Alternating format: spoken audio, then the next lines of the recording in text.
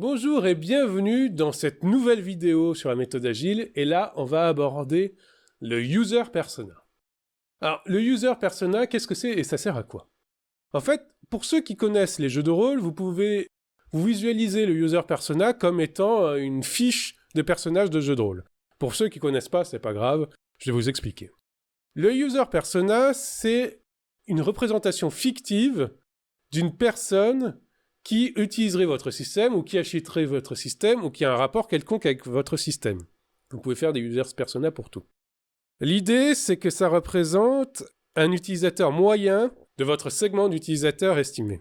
Ça doit être un personnage fictif, mais qui a toutes les caractéristiques d'une personne réelle.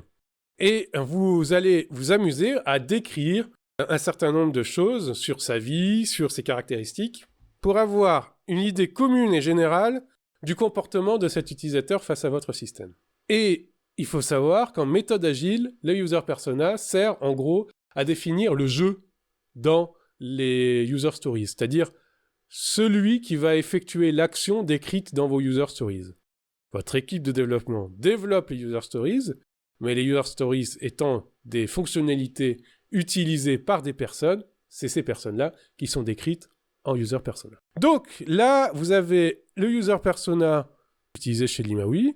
Vous avez un certain nombre donc, de rubriques. Vous pouvez le télécharger en ODG dans l'article en description. Vous pouvez mettre un nom, un âge, le genre de la personne, là où les langues parlées, le statut marital, s'il est marié, célibataire, etc. Le nombre et l'âge des enfants, bon, vous voyez toutes les valeurs.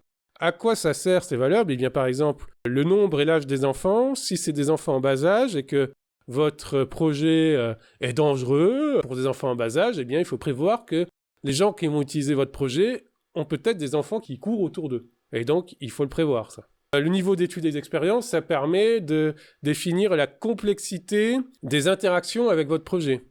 Si vous avez des experts en maths, vous pouvez mettre dans votre projet des formules mathématiques un peu complexes, ça ne les gênera pas. Si les gens ne connaissent rien en maths, évitez de mettre dans votre interface des formules de maths un peu complexes. Si vous voulez absolument mettre des captcha, par exemple, évitez les captcha de résolution mathématique. Le revenu, ça permet de définir le coût d'achat et le coût des fonctionnalités, ou de définir des choses comme par exemple du micro-paiement, de la microtransaction si vous faites un jeu. Si vous visez des gens qui ont très peu de revenus, peut-être qu'il faut prioriser la microtransaction. Si vous visez des gens qui ont un certain revenu, vous pouvez peut-être viser des user stories ou des NFR sur des abonnements plutôt que des microtransactions, etc. Donc vous voyez, le user persona permet vraiment d'orienter vos user stories et vos NFR en fonction de l'usage qu'auront les utilisateurs finaux.